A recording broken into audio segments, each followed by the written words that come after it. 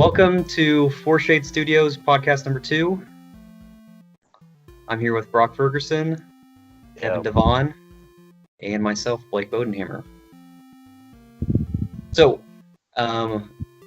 first thing we're going to talk about this week is we finally got through the original Legend of Zelda for the NES that we've been playing on Nintendo Switch.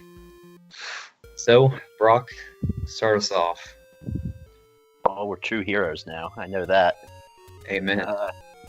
But last time we were stuck wandering around because we had no idea what to do. I think shortly after that we found 3 dungeons right in a row. Yeah. And man, were they a good time. Up until dungeon number 7, it was a pretty difficult game, but it was doable. But once we hit dungeon number 7, man, things picked up, and it really changed a lot of my opinions about the game as a whole. Yeah, last week we talked about we couldn't even find some of the dungeons. It was like we were missing dungeon 2, we were missing dungeon 5, I think, I can't remember now. But it seemed like for the longest time we'd beat a dungeon, and then we'd somehow miss the next dungeon. And then we'd beat a dungeon, then we'd miss the next one. So finally, we kind of went back and found where Dungeon 2 was. It was kind of in the most obvious spot that we just kind of overlooked. We just didn't go left on a random screen.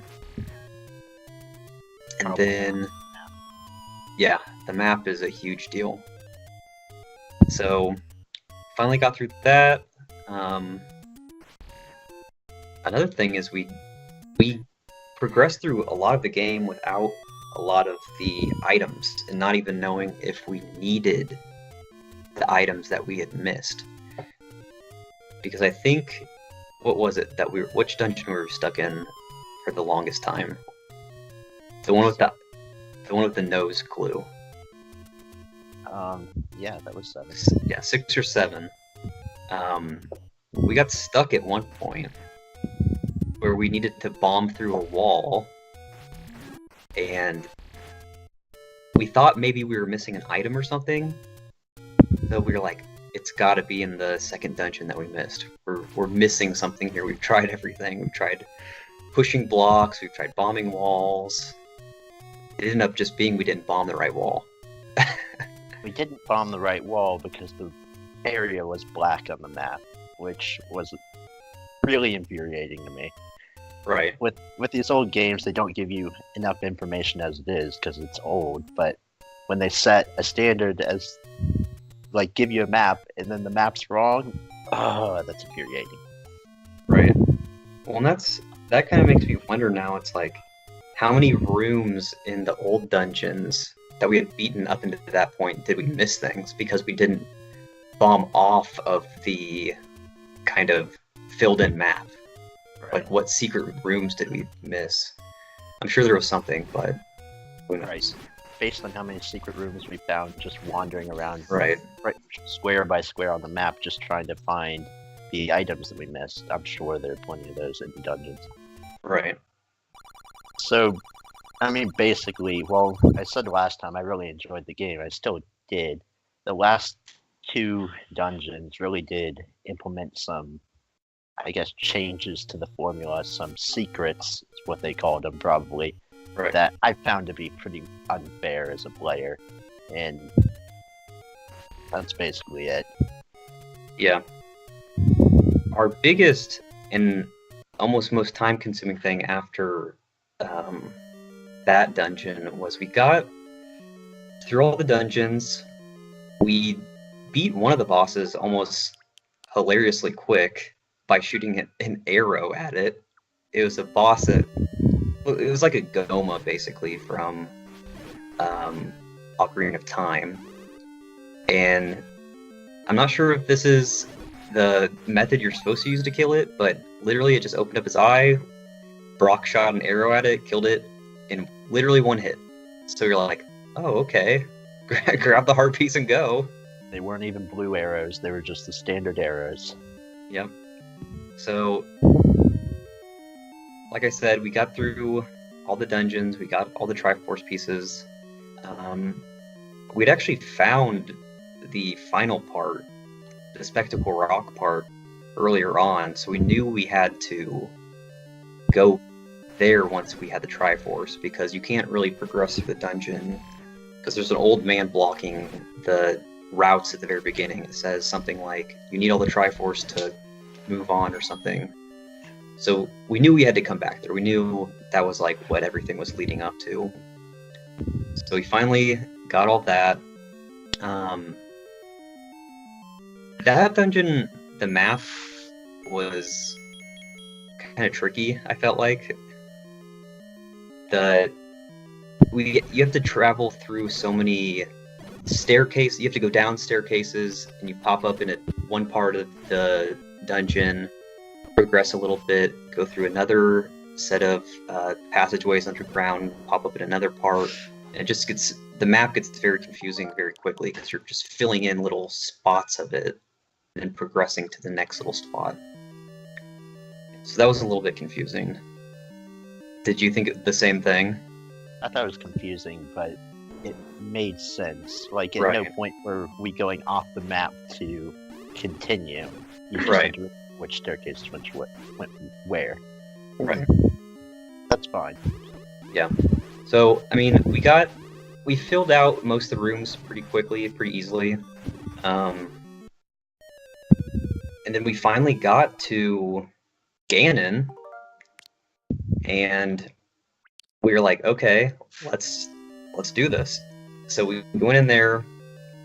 Basically, his mechanic is he turns invisible, and he goes in these either clockwise or counterclockwise patterns while he's invisible, and he's shooting little laser balls at you, basically. Kind of looks like the same things that the Zoras shoot out, or the statues in the dungeons that shoot little fireballs at you. But again, he's invisible, so you see these balls coming at you from either clockwise formation or counterclockwise, and you're supposed to kind of anticipate where he's going to be and swing your sword at him.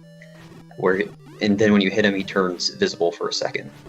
So we figured that out fairly quickly. And then if you hit him, I think it's 3 times or so. We had the most upgraded sword. I'm sure it would be more if you had a lesser sword. But he would turns like this brownish color when he kind of go ahead. He kind of freezes for a second, and he's brown, and we didn't know what to do at that point. We just assumed it was a stage change or something, so we Right. got to that point 3 times, and everybody knows once you get 3 stages on a Zelda boss, they die. Right. That didn't happen. Right. So every time he would be in his frozen form, where he looked like he had like a vulnerability, like at that moment, like we could do something to him. We tried out all the items we had, nothing was working. So we were like, is this just the final boss? Is it like we have to do this 5 times, 10 times? Like, are we just not going through this long enough? So we tried that forever. And obviously nothing was working. So at that point, we started backtracking through the dungeon, and there were several rooms that were kind of in the top left and the top right that we hadn't completely really done anything in those rooms. There was enemies, but we didn't kill them all, so it didn't like reveal a staircase or anything. We didn't try pushing the blocks, because up until that point, we were just making our way through the dungeon trying to get to Ganon, basically as quickly as possible. So eventually we backtracked. We finished one of the rooms, I think it was in the top right, and obviously it revealed like a staircase, so we were like, oh, okay, this is like an item that's going to help us kill Ganon or something. Because, I mean, playing all the other Zeldas, we knew like light arrows are a thing. Like, light arrows are always what ultimately finishes them off at the end. So we went down the staircase and it was like a red ring. And we'd gotten the blue ring previous to that. So we were like, okay, this isn't going to help us. This is just going to be like damage reduction. So we tried the other room that we hadn't been to and done anything. I think it was in the top left. Yep. That's when did the same thing, fought all the enemies, pushed a block, I think, revealed a staircase, and that's when it was the, I think they're called magic arrows. They're basically the arrows but blue. So that's when we were like, okay, we just need to go in, use these, and that'll be it. And one shot later. Yeah. Well, that's the thing. I thought it was gonna be still like that rule of 3, like you'd have to shoot him 3 times or something. But again, we just hit him until he was vulnerable, shot him with the arrow 1 time, and he was dead. And I was like, okay, this that was a lot easier than even we expected it to be. Yeah. Though it was still the hardest boss fight to figure out in the game. It was a worthy final boss. So. Yeah, I mean, all the other bosses, it was just like, hit it enough times at a certain spot, you win. Staying alive was the most difficult of the other bosses. That one you actually had to think about a little bit, follow some sort of pattern. Yeah, we had to die a couple times to learn something, and that's really what I enjoy about Zelda bosses. Like that was almost one of my most favorite parts of that game at all, was just the learning aspect. Nothing was given to you. It was just trial and error for the most part. You try something, it doesn't work. Might try it a couple more times, but then it's like, finally, something works, or you backtrack enough times, do something else, and something finally clicks with you, and then you just carry that on throughout the game, and you figure out the places where it's applicable. Yeah, there's a lot of patience involved, but even with my gripes about like hidden rooms or whatnot, it was all doable. We're just not used to, or I'm not used to that as a gamer in 2018. Yeah. That's not how games work. They tell you how to do things instead of letting you figure it out. Right.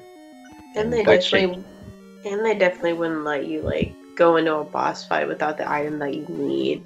Yeah. We talked. That's what we were saying when we were playing it, because we were like, in a modern Zelda game, you always get an item, and then you have to use that item to get to the boss, so that the game's way of checking that you can progress. Yeah. Like in a modern game, they would never let you get to a boss that was unbeatable, because I mean, the first couple times we fought Ganon, we were literally locked in the room, and you can't get out of a boss battle unless the only way out is dying. So that, I mean, yes, that was frustrating. Maybe it's poor game design, but I mean, like, I think that's part of the whole charm of that versus Zelda game. It's an adventure, like, that's obviously realistic, I guess. As realistic as it can be for a fantasy game. And generally, I don't think anything in that game is poor game design, because all of it was new game design. Like, you can't decide something that's completely coming up with the mechanics itself. Right.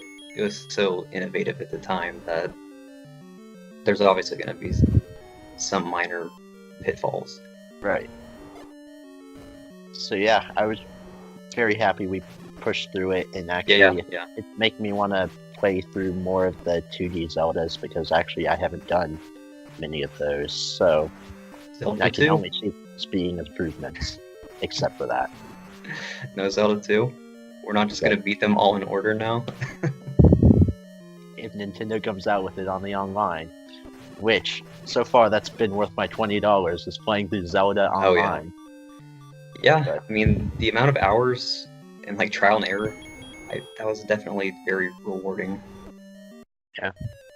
And actually, right after we beat the game, the somewhat annoying part was it threw us right back out to the main menu. We had no idea what it had done, because it looks like it just erased your file right there.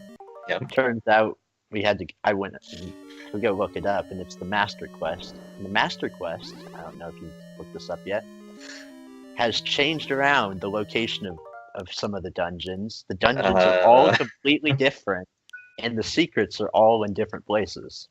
So we'll find nothing again. We'll miss a bunch of the dungeons if we ever decide to beat the Master Quest. I don't know if I have the patience now, but someday. Eventually, we'll get back to it. Yeah, we'll be masters. But yeah, I think that's pretty much it on Zelda. Unless you had any final thoughts. No, I mean, again, we were playing it on the Nintendo Switch online. You can do multiplayer, and you don't have, it's not local. So we were, Brock was at his place, I was here, and we just played online, and you can change who's in control of the game, and whoever's hosting it can create save states that you can load into, which was honestly, for that game, very helpful for us. Just it saved a lot of time, and it just made it more enjoyable. I think we wouldn't have enjoyed playing the game as much if we didn't have the save states, just because of some of the tedious natures of the game. Like, some of the rooms are so insanely hard enemy-wise that you'd have very few hearts getting through the dungeon and then eventually to a boss, and it was just, I don't know, it saved a lot of time. It was more fun than I thought. And I think that's just kind of the way it's set up, I think, is just like kind of a relic of the past. Obviously, like, arcade games were meant for like money grabbing in a way. If you want to continue, you enter a coin, and that came out at around the same era, so I feel like it just has kind of remnants of that. But I mean, if we didn't want to use save states, we could have done it, but it just would have been a grind for sure.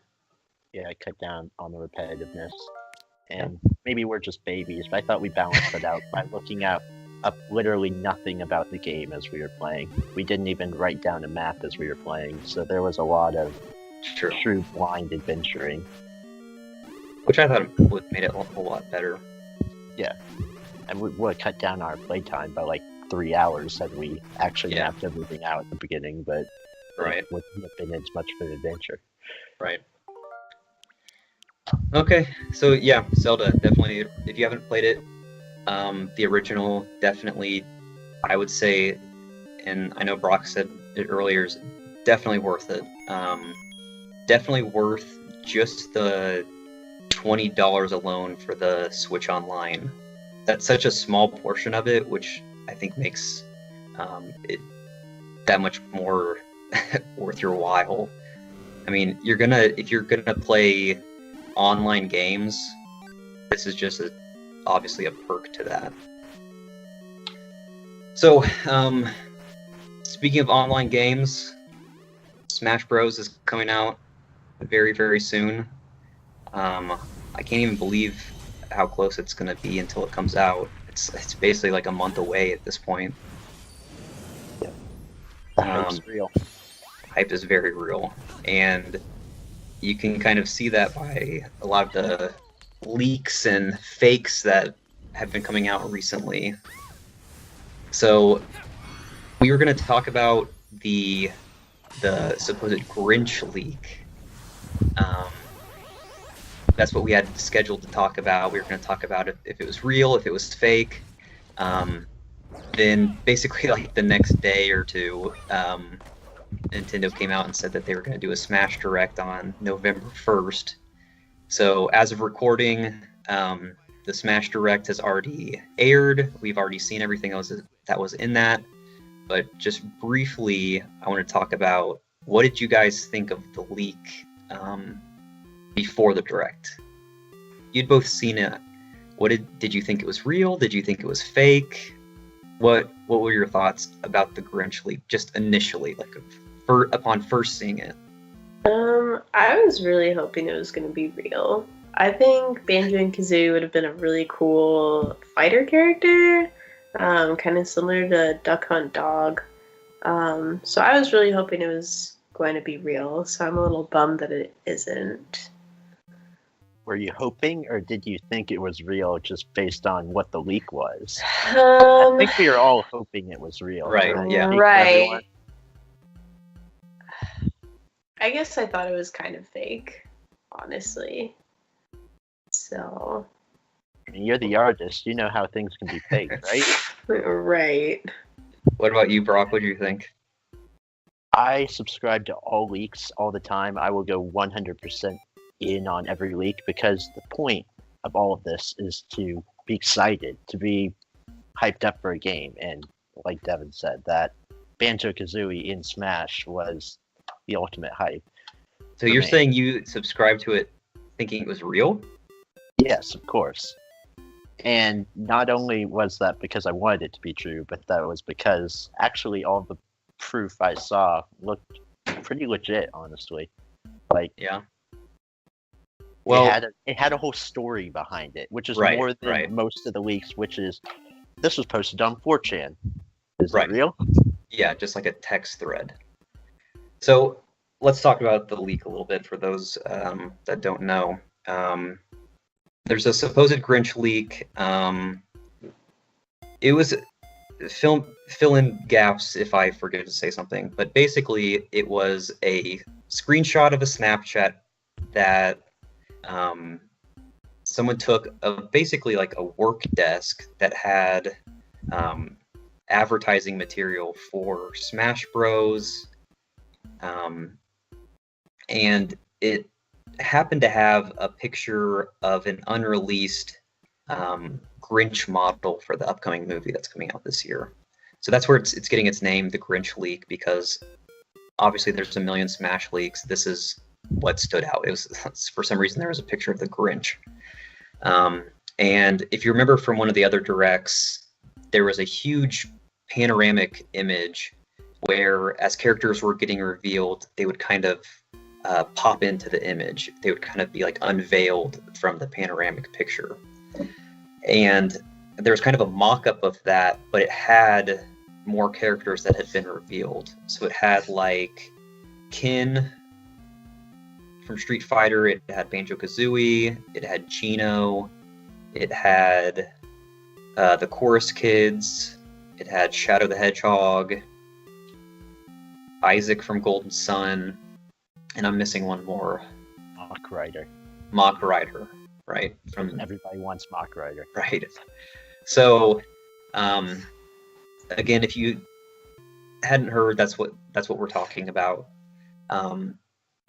I was kind of the same way. I wanted so bad for it to be real that I think as time went on, for some reason that made me think it was real as it got closer and closer to the direct. Because again, there was more evidence that was supporting it, like, as time went on. Like, somehow they got the guy's name that supposedly leaked all this stuff. He worked for some French company that somehow is connected to Bandai, I think. Yeah. Right, who was working to make Smash and also somehow related. His artist company was related to the Grinch movie. So there was just more and more evidence that was pointing to this being real. And again, like Brock said, it wasn't just some text 4chan post that anyone could make. It actually had some supporting evidence. So I was starting to believe it was real. Which then we get to the direct, which was 2 minutes in? No. Right. So as of filming, the direct has happened yesterday. Right now it's November 2nd. Kin gets shown off immediately. He's in the boxing ring with Little Mac. And you can pretty obviously see it's Kin before they obviously do the big reveal because of his reddy orange outfit. And so everyone's like, "Oh my God, it's the Grinch leak is coming true." And then you see these kind of red eyes after Kin defeats Little Mac in the background of the arena. You see these red eyes kind of in the darkness. And obviously then Incineroar gets revealed. What did you think about that? I know nothing about Incineroar, I'll be the first to say. My name might be Brock, but I'm still a Gen 2 guy, and there's nothing fast, so... as far as I'm concerned... You're not about that Sun and Moon life? He's about the same to me as another trash Fire Emblem character right now. Yeah. I'm sorry, Pokemon fans. I don't know. I think I like Incineroar's inclusion, especially like if they're going to do a Pokemon character out of the newest starters. I think it makes the most sense to have like this fighter Pokemon in there. But at the same time, I thought Decidueye would have been really cool to have like this cool ghost like Archer bird. Right. But no, I think it makes sense, Brock and I is think confused. Brock doesn't. Brock's looking this up. Get caught up, Brock. Oh, this thing's awesome. I want this thing. And that's what, because there was this supposed leak, obviously it wasn't real, that came out, I think in this summer, that almost looked like it was going to be real, because the leaker had posted some things about Let's Go Pikachu and Eevee that seemed to be correct, and they had posted some things about like every Smash character that they revealed in the summer fake leak used code names for the characters that were going to be revealed, and one of the code names was like Secretary, and we got Isabelle, and it was kind of following this pattern where I was like, okay, like this might be real, but again, it was like a random 4chan text thread, and one of the code names that they listed in that was Archer. So I was like, okay, this is going to be our Pokemon rep. This is going to be Decidueye. So I honestly was kind of hoping for Decidueye, because I also had some bias, because when I played Sun and Moon, I picked that as my starter Pokemon anyway. So I had some bias there, but I'm fine with Incineroar. I mean, like, it fits the Smash universe, I guess. I mean, it's a freaking WWE wrestler, but like a Pokemon, so that's cool in a way. I thought some of his moves were pretty cool, like the one where you throw them into the wrestling ring, like the sides. Oh yeah, and you come back and you do the lariat or whatever. Yeah. And I thought that was cool that it's not just a move where you do the button input and it just happens. There's actually like a reaction command you have to do. They bounce off the wrestling ring, and when they're coming back, if you do the timing too early, you do one variation of the move. If you do it too late, you miss. And if you do it just right, you pull off the kind of almost like you just hit them in the throat with your hand. I was like, geez, it's brutal. I don't think it sent people flying, but it definitely did more damage if you did that.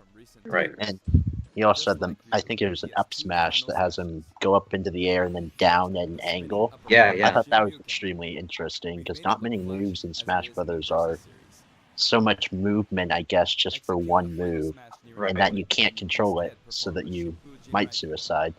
Right. So I can only assume he's going to be a pretty heavy character, which I'm fine with, because that's what Smash is usually light on. There aren't many gigantic, heavy-hitting characters. And he did have he kind of had a counter move. I didn't know if you saw this. Once you counter, if you pull off a counter, your next move is stronger, which I thought was at least different. I don't think we've seen that before. Yeah, nothing just like that. It seems like they've been, I guess, experimenting with moves getting powered up and whatnot with the more recent characters, like starting with Mac and Brawl. Was it Brawl? He came back? Whatever game Lil Mac was in was the fact he had that charge meter, and that kind of determined how strong his punch would be when you let it go. Right. Lucario getting stronger when he gets hurt. Yep. Those things never happened with the older Mhm. characters, but they are letting it happen. Right. Newer ones, I enjoy that. It's more strategy. Yeah. So those were the two that were revealed right at the beginning. After that, in the direct, they just talked about they were going to have continued amiibo support. I mean, that was to be expected. They came out with all the amiibos for Smash for the Wii U and Smash for the 3DS. So we kind of knew that was coming. All the newcomers obviously are going to get amiibo support. Right after that, they basically said, we're not going to have trophies in this game. Trophies have been such like a big staple, I feel like, for like the collectible portion of the game. And I was actually kind of surprised that they said that they weren't going to include them in this iteration. I guess I was surprised, but I'm not down on it at all because really they were just something to collect. As long as they give us something to collect, then I'll be fine with that. Right. I And don't know about you. I never went through my trophy collection and admired them. No. And I mean, they did say in the direct that it was such a. They said something like it was so difficult for them to make those, and I can imagine that would just take so much time. Like having to create all the models for that in game would just. And they're trying to one up themselves every single time. They don't want to have less than the trophy count that they had in the last game, so it's just this kind of vicious cycle where yeah, they're cool, but it's like time can be spent so many other places in the game that would be better used. But they did say, talking about that, what they're doing to kind of replace that collectible kind of aspect is this is where the new spirits mode comes into play. So in a previous direct, they had kind of teased this a little bit. They showed us the main menu, but one of the modes was blurred out, kind of pixelated. A lot of people already knew what this was going to be because of the English and Japanese directs. You could kind of see what the word was. People found out that it was spirits. And basically what this is characters from all these different universes are what are called spirits, and you can basically join forces. This is their quote: fighters can join forces with spirits to enhance their powers. So you basically have a spirit that gives you buffs. That's what I took away from it. Yep. Well, what are your just initial thoughts about it before we get into some of these details? I mean, I think it's fine. I don't feel like I'm gonna really use them, honestly. I don't care enough. I just want to like play with my friends. I'm not really that competitive to want buffs, I guess. But I mean, they're cool to look at, and I think it's a good option for people who would want to use them. Yeah, I thought they hyped it up just a bit too much. Like, I'll play through it, I'll enjoy it, but at the same time, they had a quote on there that said, like, you can make matchups happen that were never possible, or teams happen that were never possible before. Right. I don't know about you, but putting a Geno sticker and a Goomba sticker on my Kirby character isn't going to make me feel like I'm simulating a match between Geno, Kirby, and whatever I said, and a Ganondorf, a Xenoblade character, and whatnot. That no one's going to think about it in that way. So for me, it's an adventure mode, but it's not what they say, I guess. Right. Well, and when we were watching the direct, it was kind of explaining that aspect of it. There's these things called puppet fighters, where you can defeat them and basically gain their spirit. And we were watching it, and there was this part where it was showing. I'm losing the name. It's the It's the big villain from Skyward Sword, the big darkness thing. Oh. It's like the Forsaken or something. I can't remember. Oh, Yeah. Yeah. It's like basically like the Heart of Darkness thing that you have to seal away. The Imprisoned. The Imprisoned. There we go. So it was showing like the imprisoned puppet fight, but it was showing that King K. Rool was supposed to simulate the fight of the imprisoned, where it's like this. In no way does me fighting a King K. Rool that is colored in like the black scales that the imprisoned is going to make me think that I'm doing this matchup that has never before been done. Yeah, that's my thought.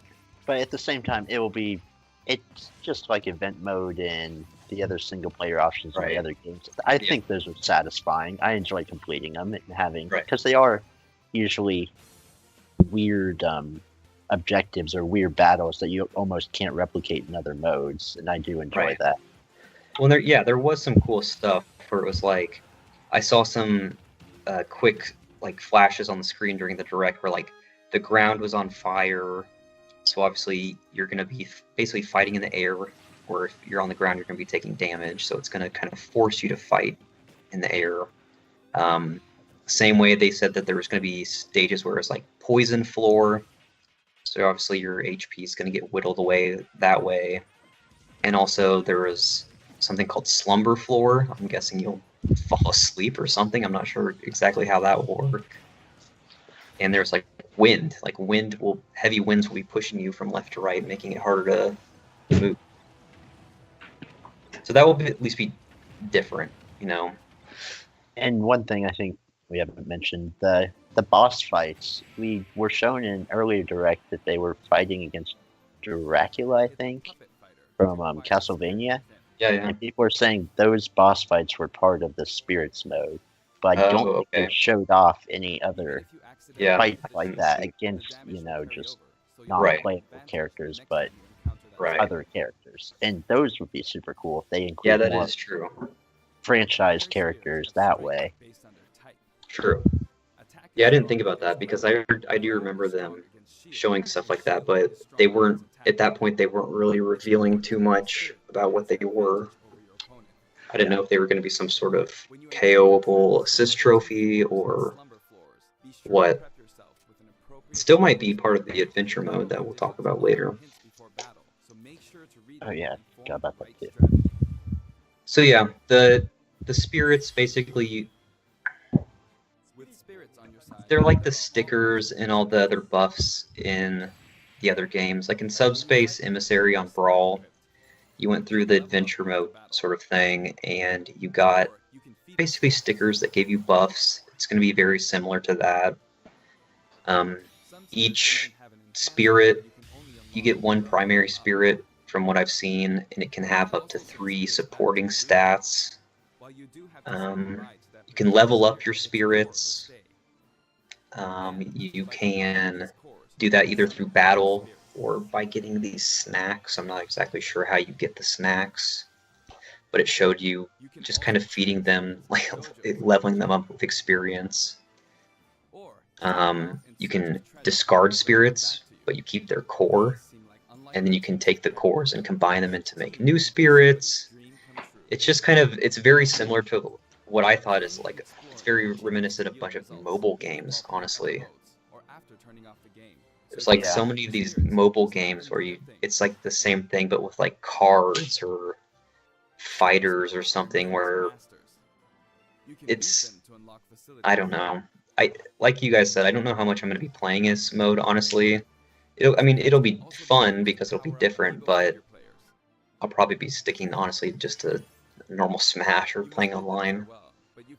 And that's why, in the end, this wasn't like a make or break thing. I know a lot of people waiting on a Subspace Emissary follow-up, and I honestly couldn't care less whether that or not. I just needed something that wasn't Smash Tour. Right. So after that, they basically talked about online and local wireless. It's pretty straightforward online. Obviously, you just can battle people online. The one thing that they did talk about was they're still using GPS or GSP rather, Global Smash Power, as your ranking system. That's how you basically matchmaking will be done for the most part. And they said that they're going to try to matchmake according to obviously your ranking, but then also 3 other parameters that you can set. And the parameters are basically the rules that you want to play by. If you want to play stock or you want to play timed, and there's different basically item loadouts that you can set as rules also. So really not a ton there. After that, they started talking about assist trophies, which honestly kind of dashed the hopes of a lot of these characters if they were going to be revealed later on in the direct. I thought this part was so funny. The way they fucked with you with like Shadow, like putting him front and center. I almost thought he was gonna be a character reveal or something. But then they're like, oh, we have a bunch of new assist trophies now. Here's one of them. And then they had Isaac and things like that. And I was like, this is hilarious. I'm so glad Sakurai is like pulling out jokes right now. The worst. Well, and then in like also in the spirits mode, they showed a bunch of the initial spirits were like Tails, Bandana D, which a lot of people wanted from Kirby. Just like, oh, you wanted these as characters? Sorry. So assist trophies, I mean, they're pretty much as they were in all the other games. The one thing that I did kind of take note of was in this Smash, you're actually going to have assist trophies that you can KO for points if you're playing like timed or something. And the one thing that they did talk about this time with that is that you can KO your own assist trophy so that other people cannot get the point that they would have gotten from KOing it themselves. Which I thought it's smart. It at least adds another layer of complexity. My big question with that was they've only talked about points, right? So I don't know how that's going to work in stock mode. I hope you don't use a stock for getting an assist trophy. Yeah. Because that's almost too much, I feel like. Oh yeah, 100%. I'd never pick up an assist trophy. Right. So, well, and that's kind of what I was thinking too. I was thinking, as you play this long enough, people are gonna the assist trophies don't have the most complex AI, so people are gonna be able to KO them almost, I feel like, instantly after a while.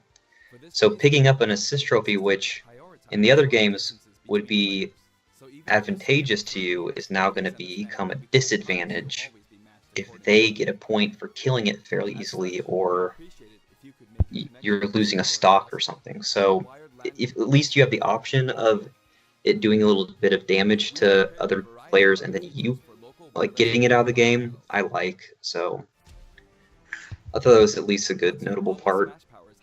After that, no, go ahead.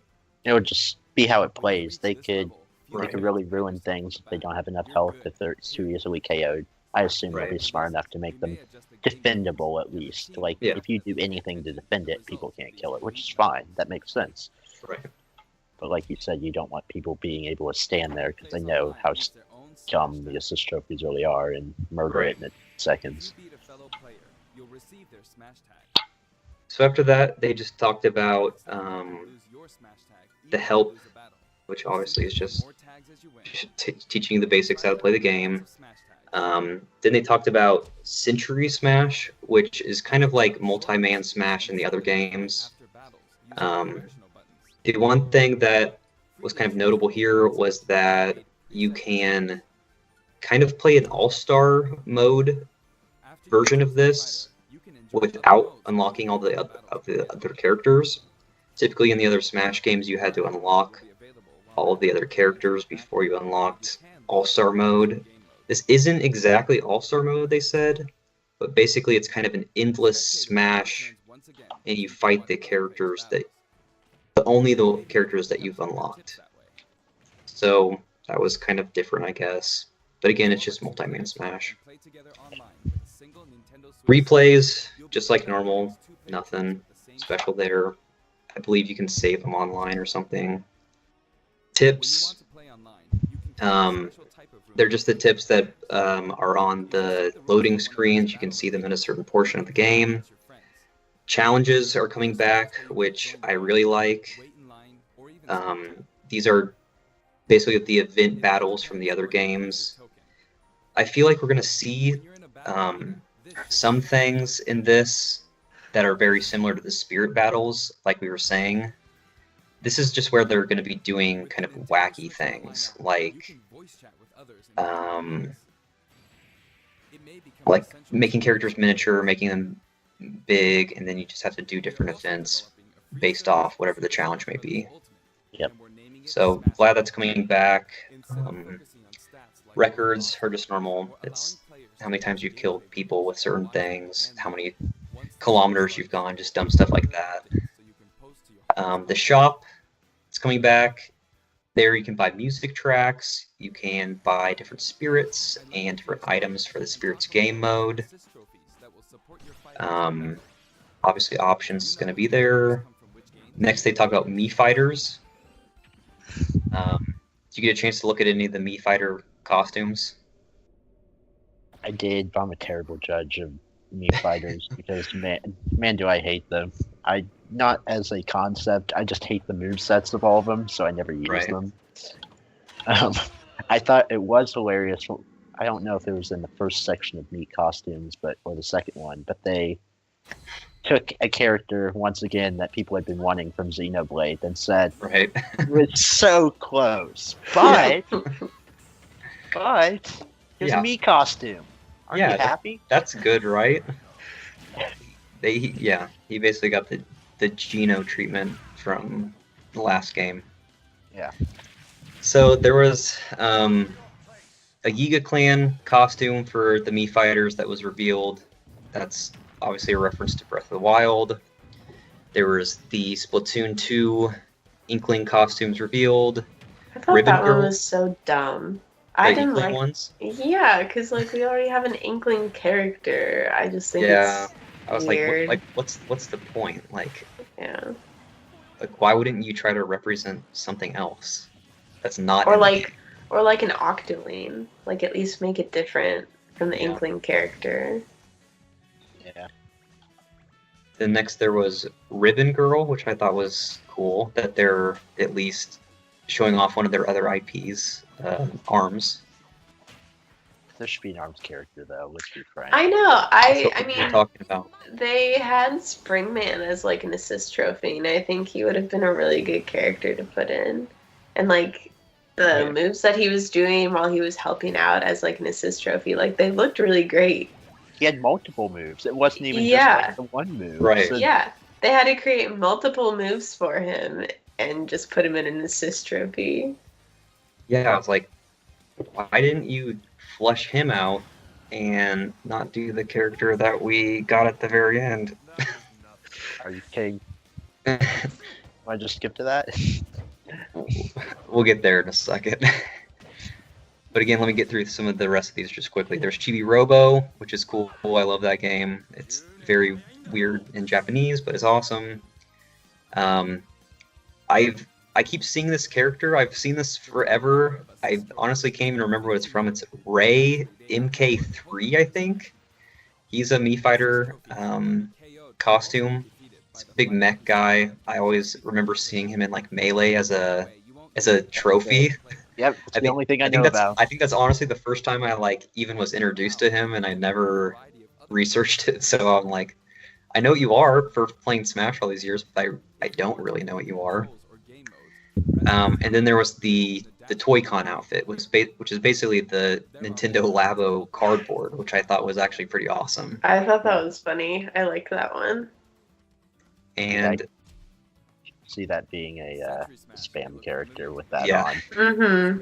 Well, and one thing I did notice is when it was kind of showcasing the Toy-Con outfit, it was kind of doing this taunt pose, and next to it there was a robot Yeah, that I was saw doing the that. same pose, Yeah, which but I know in one of the Nintendo Labos you're basically controlling a giant robot. So I was like, how I didn't understand like how it would actually appear in game. So I yeah, don't know.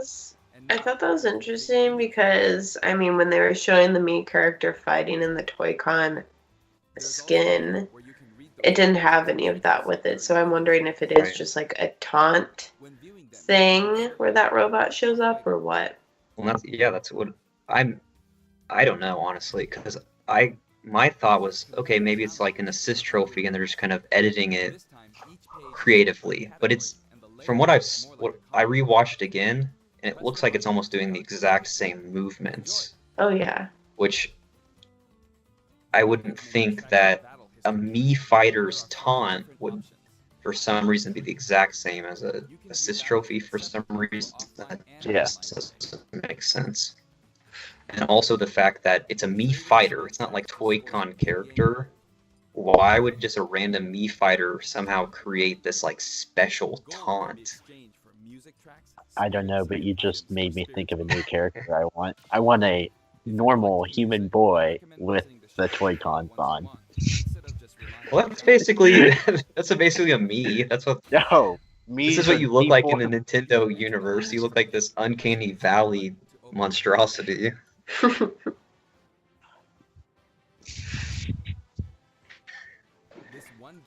So after that, they introduced the DLC for the game.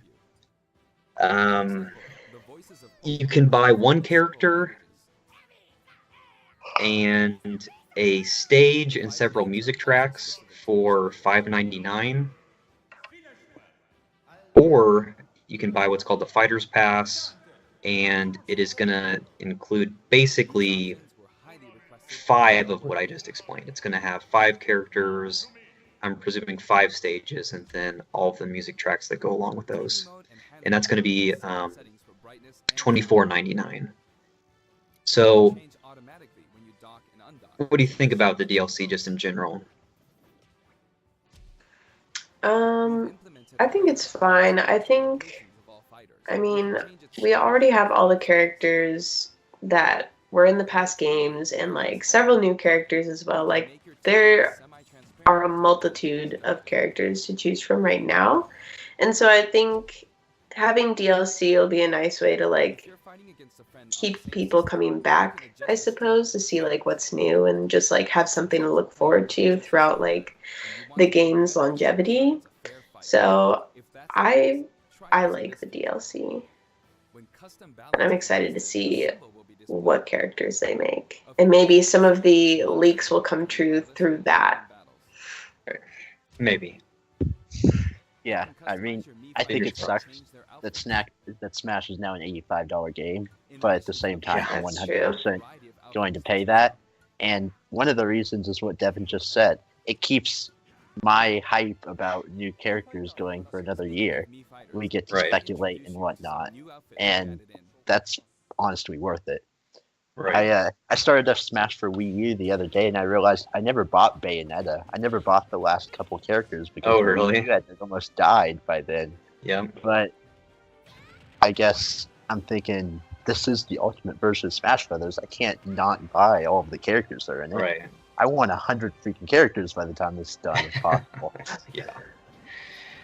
Yeah, so they're going to be doing kind of a slow drip of character release. They said it's going to be, this Fighter's Pass is going to be supported through February 2020.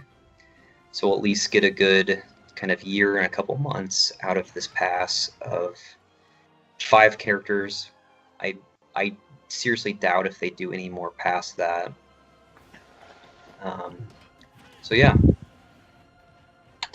Switch has a 7-year lifespan. Remember that. They said it. Coming Yeah. true. Who knows? The one thing that they did say is that if you purchase the Fighter's Pass, you get a special Mii Fighter costume. It's what Brock was talking about earlier. It's Rex from Xenoblade Chronicles. Again, this is a fighter that they a lot of fans wanted, but kind of got the Mii Fighter treatment. After that was the strangest moment to me in the entire direct. It goes back to Sakurai, and he's just staring at the camera. He just the hardest blink I have ever seen in my entire life. He just goes. Like, I could feel the impact of his eyelids closing and opening. And then after that happened, didn't he say like, "Oh, when is it gonna be over?" or something like that? Will I ever get a break? So I've got. He slowly closes his eyes because we all know he's tired. We all know he's gonna quit eventually, and they want to give us the most fear possible. This game is killing him. Right, it's killing him. It's basically death to Sakurai. But then they don't stay closed. They open back up. Sakurai is reborn. He's not making Smash Ultimate his last This game. isn't even my final form. This critical analysis of his blinks. Ooh. It was right out there for you. I mean, why else would they put it in? It was so obvious by, one, the action of the hard blink, and then two, this game will never end. I don't remember what he said. I worry for Sakurai. So yeah, that was a direct. He always has his weird, things like that. Yeah. So that's definitely going to be a meme.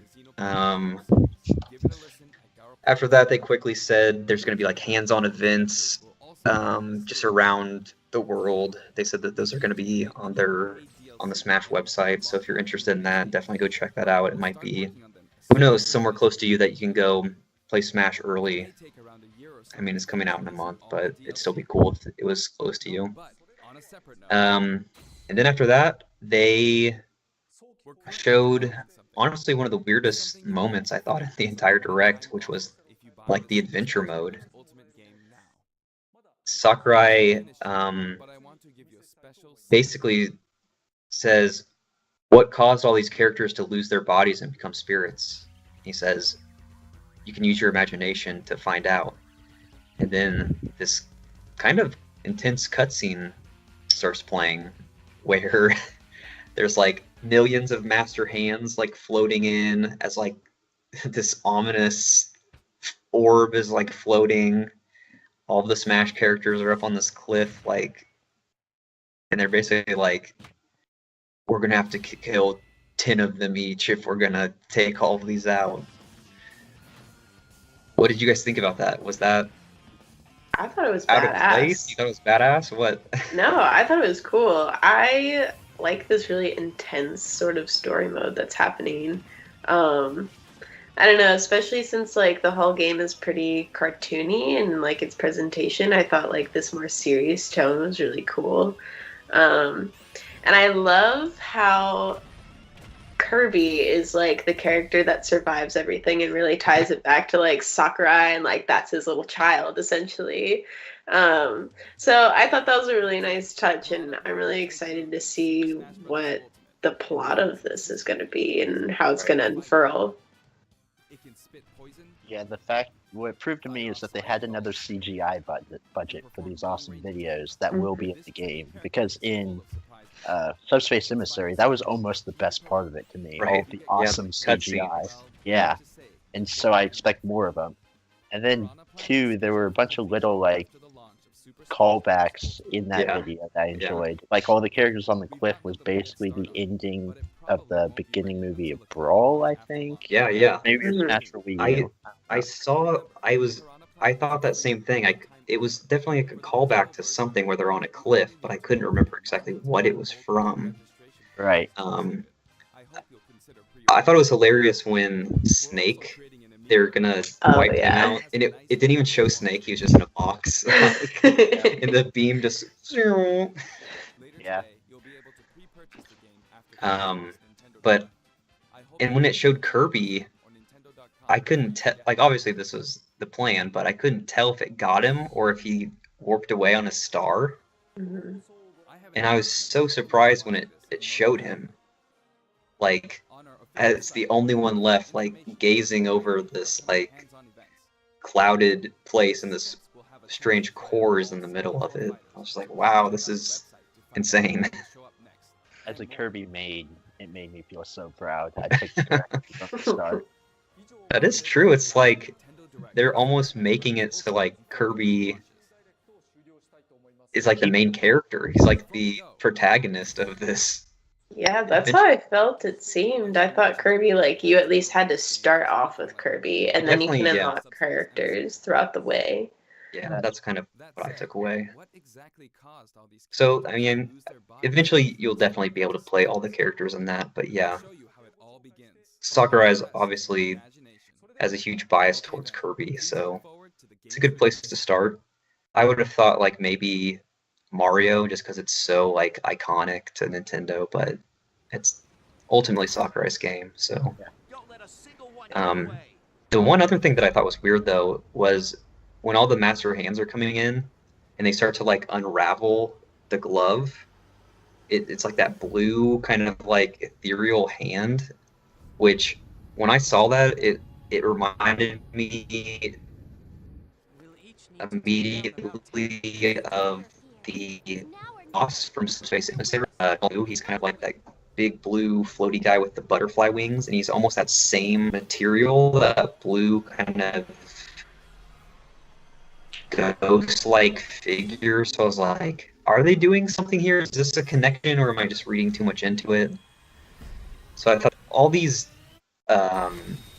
single-player modes that they always have, where they're trying to put a story behind it, I never know if they're trying to world build. Are they trying to connect these somehow? I have no idea. I don't think so, but at the same time, for the first time in like 4 games, they reference the fact that Smash is essentially a bunch of toys coming to life, which hasn't been a thing since Melee, really, and in Melee it was just kind of a passing reference. Only in the original did they ever have the toys that come to life. Like Master Hand taking them out of the toy box and all of that. Yeah, and I like that sort of world building, but it makes me feel like maybe they actually are trying to come out with a Smash timeline and all sorts of other things. No. It splits off into 3 parts. Oh god. But then Breath of the Smash connects them somehow.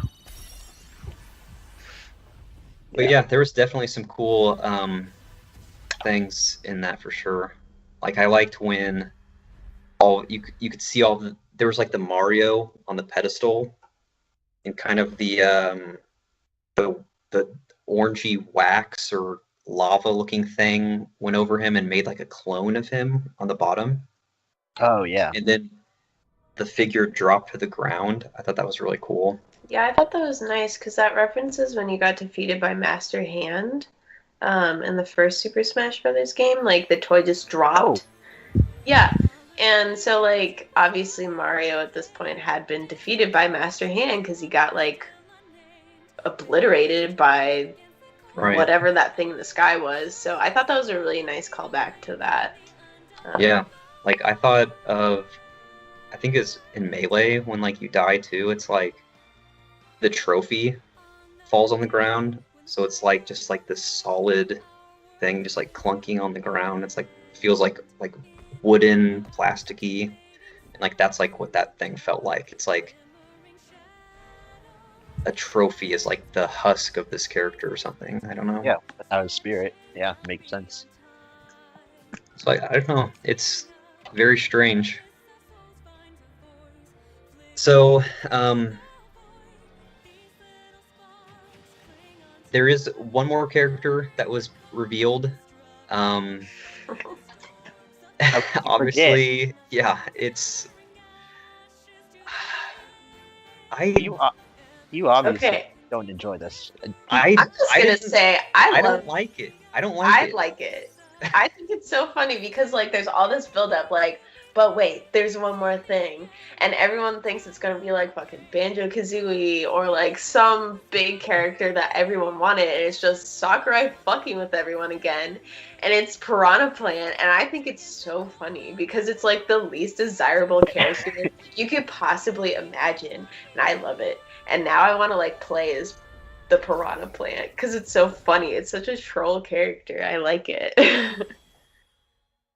I also love it. I don't know why I didn't like.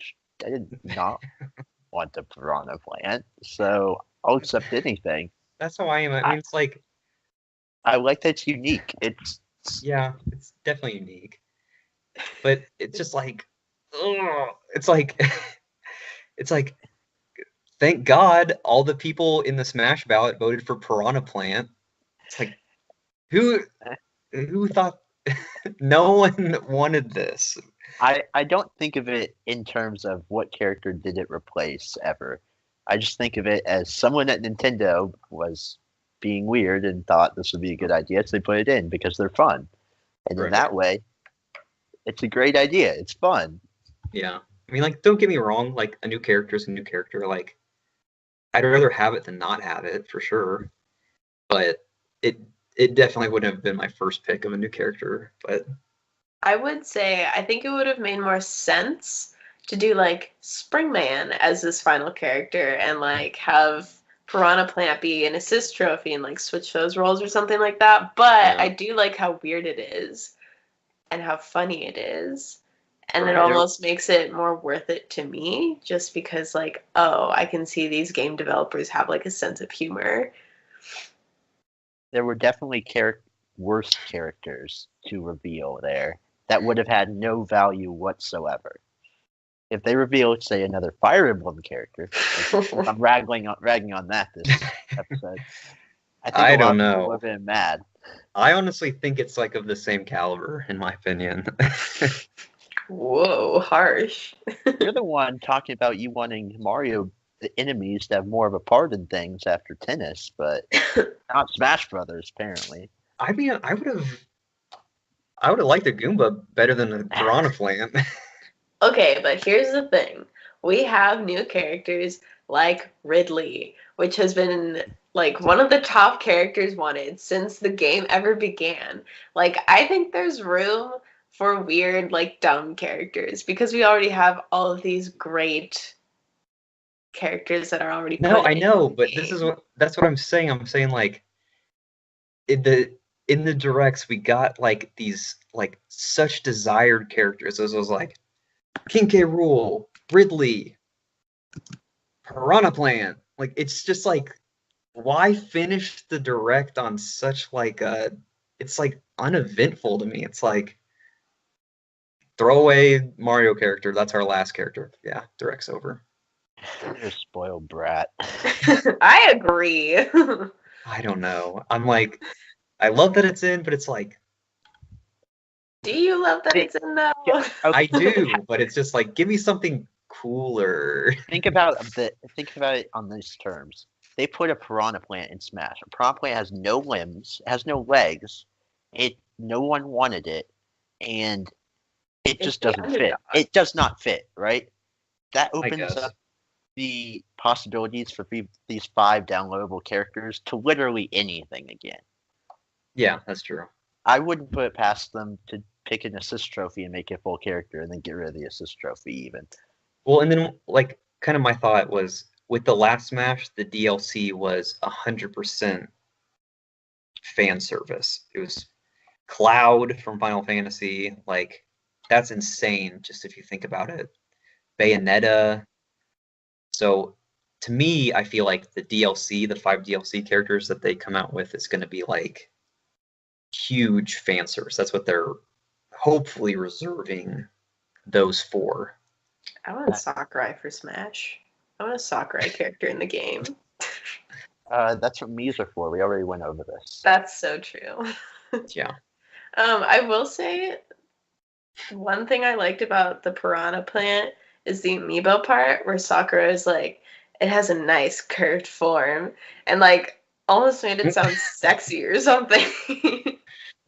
At that point, it was just like, it's like, stop praising this thing. Like, it's a freaking flower in a pot. Like, I expect you guys to have 100 Piranha Plant amiibos when they come out. yeah. The background of your video needs to just be a bunch of Piranha Plants, but you can. It's our beautiful can- garden. Yeah.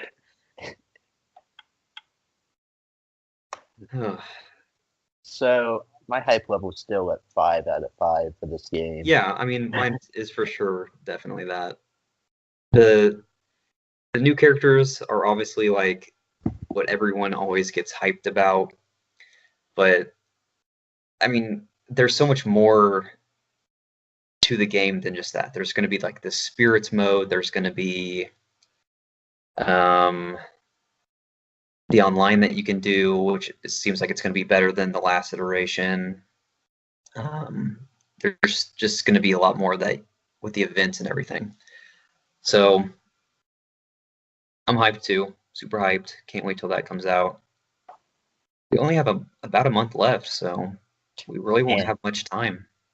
And half that's going to be Pokemon Let's Go. Exactly. It's like 2 weeks from now, Pokemon's going to come out. We're going to get our fill there. And then basically right after that, it's going to be Smash. Reminds me, I should probably beat Breath of the Wild. You still haven't beaten it? You sicken me. Trash. Not yet. Like, it's like the greatest game. I've climbed about 20 more mountains though, so that's what's the point. You just don't want it to end. That's exactly it. That's how I felt about it. But when it ends, then it's like, okay, I'll do the DLC now, and then I'll find all the shrines, then I'll find all the Korok seeds. It's like, does it really end? I won't do that. I don't have the patience. You can buy your own. You can build your own house and town and live in the game, basically. I live by seeing the sunrise 4 times a day in game. Okay. Have you at least gotten the giant horse? No, I don't even. Brock, what are you doing? I literally never got a horse. Oh my! You've never gotten a horse? No. It's like one of my favorite things to do in the game. I walk everywhere. We can have another episode that's just what Brock is doing wrong in Breath of the Wild. Next episode, Brock is. How Brock is failing. He's beating it on live stream. I adore the game. I want that here. We can do that once we beat all the other Zelda games. We beat the first one. We got to beat all the other ones, then we can beat Breath of the Wild. We got a little while. Yeah, sure. All right, so to wrap this up, again, this was our second episode of the podcast. We're going to continue doing this. Right now, the plan is kind of on a bi-weekly schedule. We're going to have our videos posted on our website, FourshadeStudios.com, on our YouTube channel. Again, just search Fourshade Studios. And basically, you can just find us by searching that on all of our other social medias. So yeah, it's been great. We will see you guys next time. Bye. Bye.